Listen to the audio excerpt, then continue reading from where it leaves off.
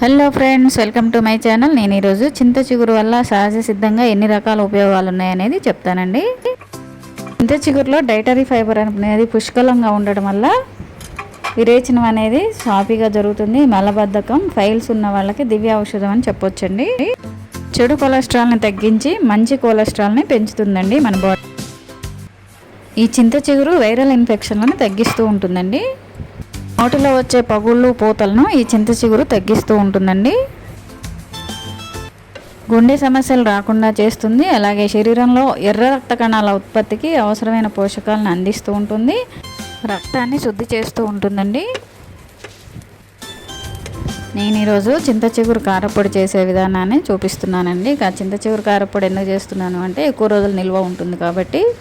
చింత చిగురును 250 గ్రాములు తీసుకున్నాను. దాన్ని ఆయిల్లో లైట్ ఆయిల్ తీసుకొని ఫ్రై చేసి పెట్టుకున్నానండి. మరీ డీప్గా ఫ్రై చేయట్లేదు, మామూలుగా మాత్రమే ఫ్రై చేసి పెట్టాను. అలాగే 100 గ్రాముల ఎండుమిర్చి తీసుకొని ఇది కూడా లైట్గా ఆయిల్ కొంచెం మాత్రమే వేసుకొని బాగా ఫ్రై చేసి పెట్టుకున్నాను. ఆ తర్వాత చింత చిగురు, ఎండుమిర్చి వేగిన తర్వాత వేయించుకున్న తర్వాత నేను కరివేపాకు, మునగాకు తీసుకున్నానండి. ఒక్కొక్క కప్పు చొప్పున తీసుకున్నాను. ఇక మునగాకు, కరివేపాకు సంగతి మీకు తెలిసిందే, గుండెకి చాలా మంచిది.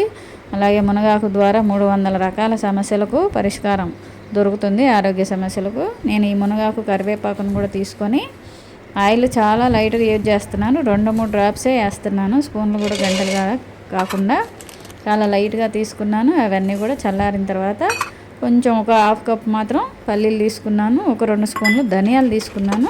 1 స్పూను జీలకర్ర తీసుకున్నానండి. ఇవన్నీ కూడా లైట్గా వేయించుకుంటున్నాను. ఓవర్గా డీప్ ఫ్రై లాగా ఏం వేయించట్లేదు. ఇక్కడ చూడండి, ఆయిల్ కూడా వేయలేదు. ఆయిల్ చాలా డేంజర్ అండి శరీరంలోకి. ఆయిల్ చాలా తక్కువ ఇచ్చుకోవాలి.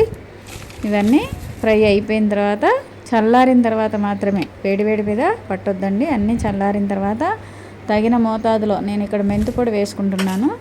కొంచెం అవసరం కారపొడిలో మెంతిపొడి అయితే బాగుంటుంది. ఆ తర్వాత చల్లారిన తర్వాత మాత్రమే మిక్సీ జార్లో కొంచెం కొంచెం తీసుకొని పొడి చేసుకుంటున్నాను. మీరు కూడా ఇలా చేస్తూ ఉండండి ఫ్రెండ్స్. చాలా హ్యాపీగా పుల్లగా తీయగా ఉంటుంది.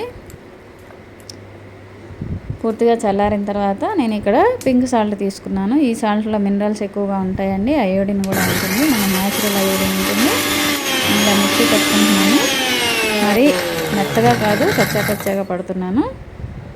చూడండి, ఒకసారి చూపిస్తాను ఎలా పట్టాననేది. ఇలా బరకగా పట్టిన తర్వాత వెల్లుల్లిపాయ తీసుకుంటానండి. ఇవన్నీ కలిపి కేజీ సుమారు ఉన్నాయి. దీని కేజీ సుమారు దానికి ఒక 2 వెల్లిగడ్డలు, తెల్లపాయలు అంటారు కదా, వెల్లుల్లిగడ్డలు తీసుకున్నాను. తీసుకొని వీటిని కూడా కచ్చాపచ్చా అంటారు కదా, బరకగా పట్టానండి.